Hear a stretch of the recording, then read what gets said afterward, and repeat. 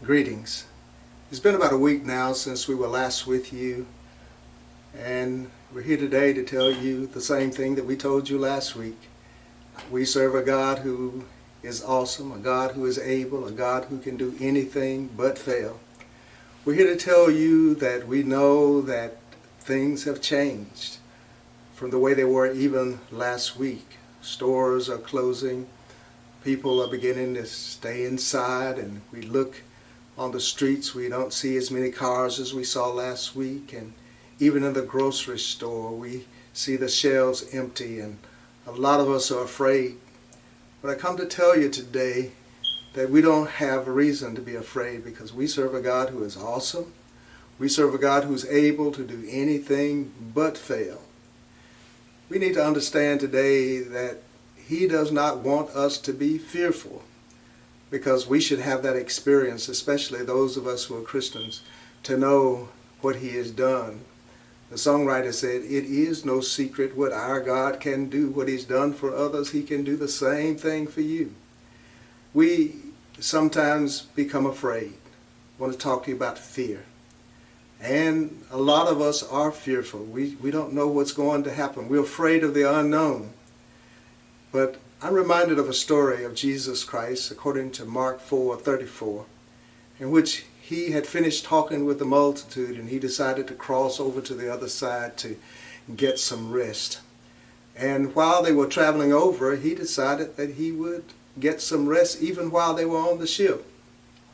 And while He was in the hull of the ship, the wind came and the storm came, and the disciples asked Him a question. "Doth not thou care that we perish?" Jesus was asleep. But I come to tell you today, that's perhaps the last time that He's asleep, because the Bible tells us that He neither slumbers nor sleep. But I will tell you that they were afraid because He was asleep. We need to know today that He does care about us.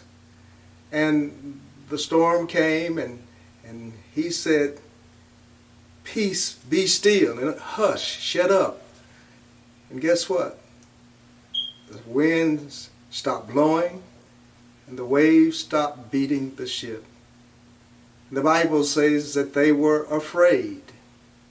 And then it comes back again and it says they were afraid for the second time. What were they afraid of? They were afraid of the fact that He quieted the storm and that the storm responded to Him immediately. It just leveled out. There was such a sudden calm. This miracle was so great until it made them afraid. Are you afraid today, not because of the coronavirus, but are you afraid today because you serve a God who has the power, a God who can change anything? And what a wonderful lesson it is. He puts us into the storm of life in order for that we might grow closer to Him. And some of us should be a lot closer today than we were on this time last week. We should be closer to know Him better, to know that He's able to move mountains. He's able to heal us if we are sick. And yes, He's able to put money in our pockets. He's able to do anything. My God is able today. And so I just want to thank you for listening. I want to say thank you to our members for the very fine job that you're doing while we're going through this storm. I want you to know that we will be back this coming Sunday at 10 a.m. We want you to tune in, and we're going to continue this discussion about Jesus and the storm. Thank you, and may God bless you.